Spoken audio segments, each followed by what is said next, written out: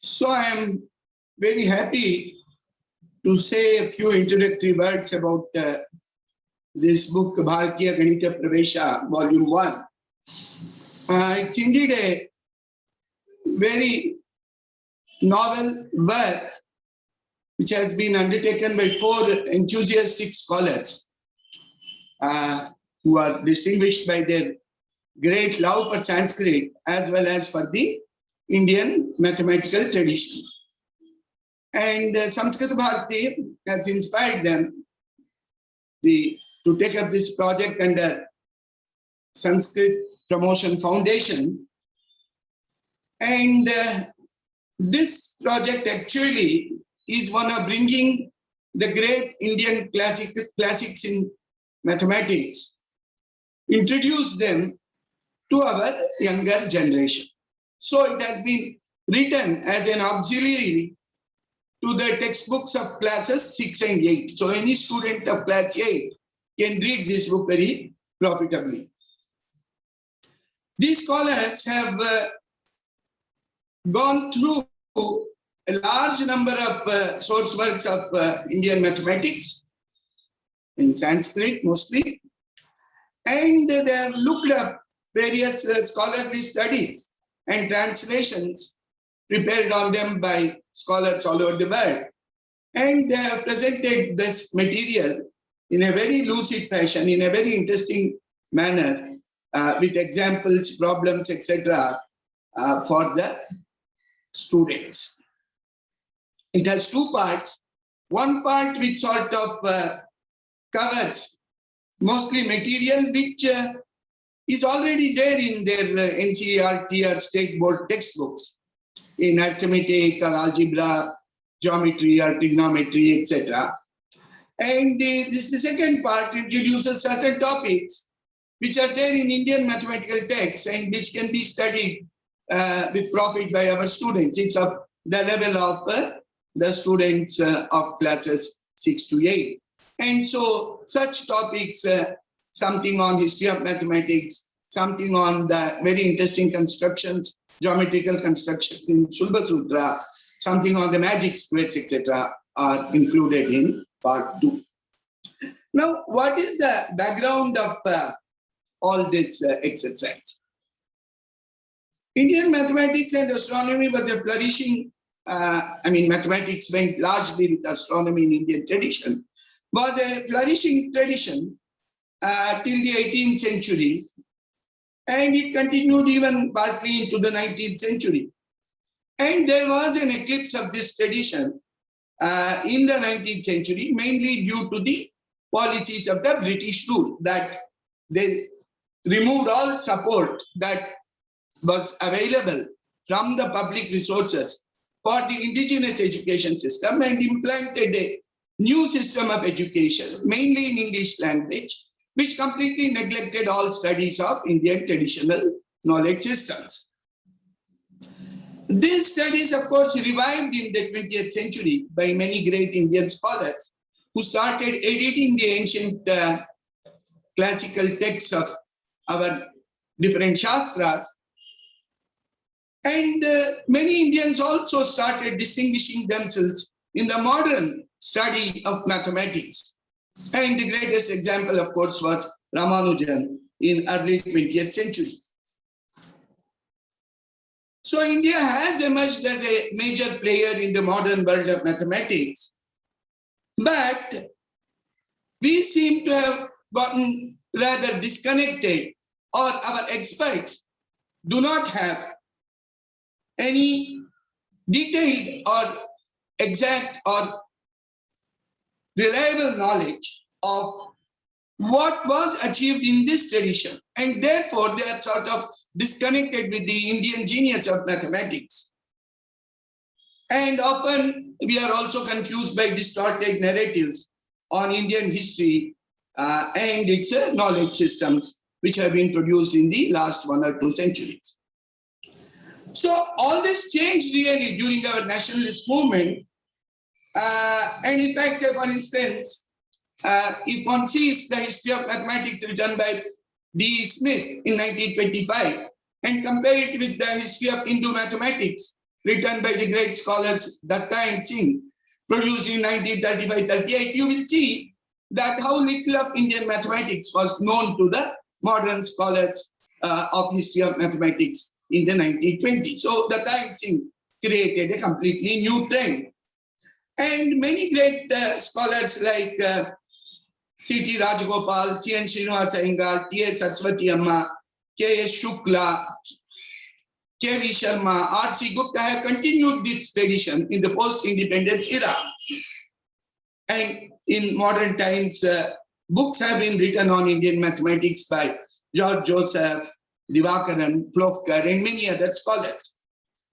But as far as India goes, all these studies are conducted outside of our institutions of higher learning.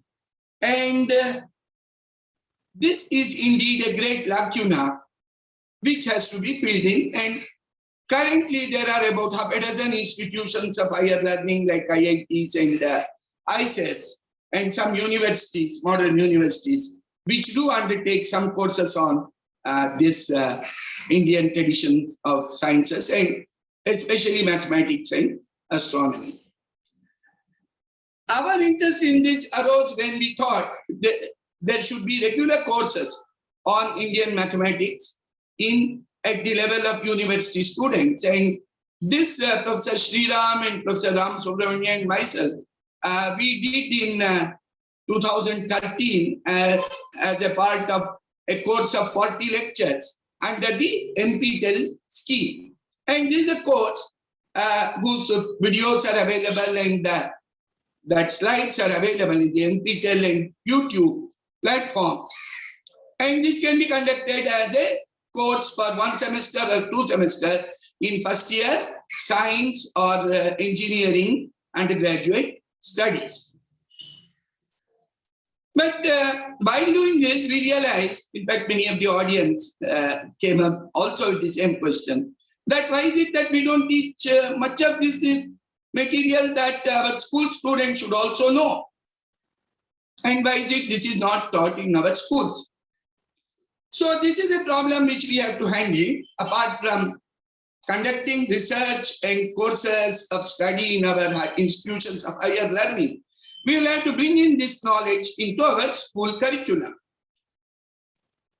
Now, today, after the last 2 centuries of study by modern scholars of history of mathematics, it's very well established that most of the mathematics that we study in our schools, of that, a very large part indeed originated in India, and even the entire part is actually contained in many of the great Indian source works of mathematics written more than 1,500 or 1,300 years ago.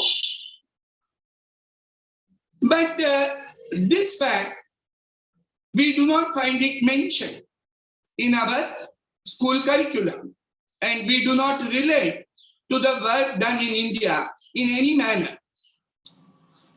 Many of our students might have heard of the name of Aryabhatta or Brahmagupta or Bhaskaracharya or even the great Kerala mathematician Madhava and perhaps Ramanujan, but they do not know anything about what actually did these great mathematicians achieve, what was their contribution.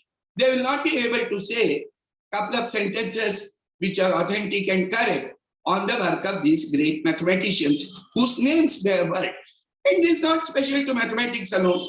The same problem will be there about our philosophers or grammarians or Sushruta and Charaka or Vagbhata, such great scholars, that proponents of the Indian science of medicine, Ayurveda, and so on. It will be so in all other subjects.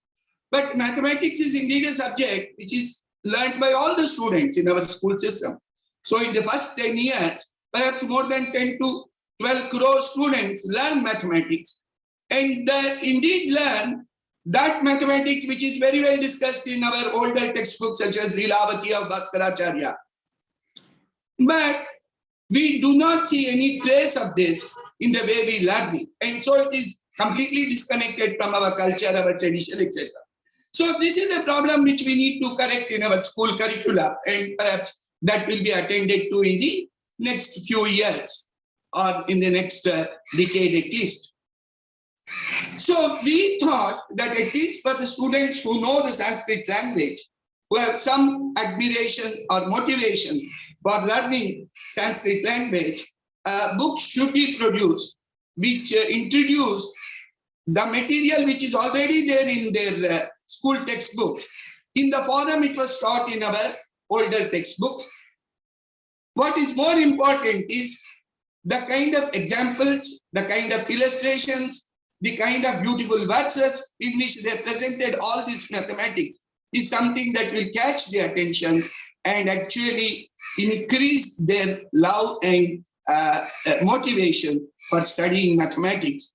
And so it was with this purpose that our friends, these four scholars led by Dr. Amma Kalyani, Dr. Mohan, Karthik Natarajan, and Venkatakrishna have undertaken this enterprise, and they have come up with this very beautiful book, Bharatiya Ganitam. The first volume is meant for students of classes 6 to 8.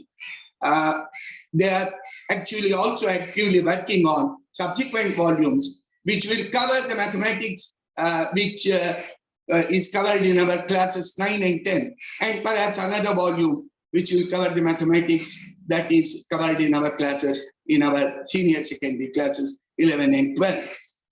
So while these books have the material which is already contained in the school syllabus, but in the way it is made interesting and beautiful by ancient Indian mathematicians, they also contain some of the topics which ought to have been in our school syllabus. They are so interesting that and they are at a level that fascinate our school students and are easily comprehensible to them. So such topics will also be added in the supplementary. So I am very happy to introduce this book and the great work of these scholars. And I hope Sanskrit Promotion Foundation will also sort of try and undertake that these volumes are translated into some of the Indian languages, especially Hindi and Kannada and Tamil, in which even our scholars can help them in this translation. And perhaps on this model, maybe soon enough, there may be other books for students who do not have a Sanskrit background. Even such books we will have to produce. And eventually they will come into our regular curriculum, and we will see how that can be done. But currently, we can hold some supplementary courses or projects or summer courses or optional weekend courses and things like that on these subjects based on such a book. And I'm sure this book will be found eminently usable for this purpose. There is one more lacuna which also perhaps I hope Samskrit Bharati and the other great scholars who are gathered here will also attend to, that there is the subject of Indian astronomy which has been completely neglected and taken out of our school curriculum, whereas much of our cultural practices are really based upon a very sophisticated calendar system which is rooted in the science of astronomy. And therefore, we are really disconnected from our tradition when it comes to the science of astronomy. And we have some mention of Kepler's laws in class 10 or something like that.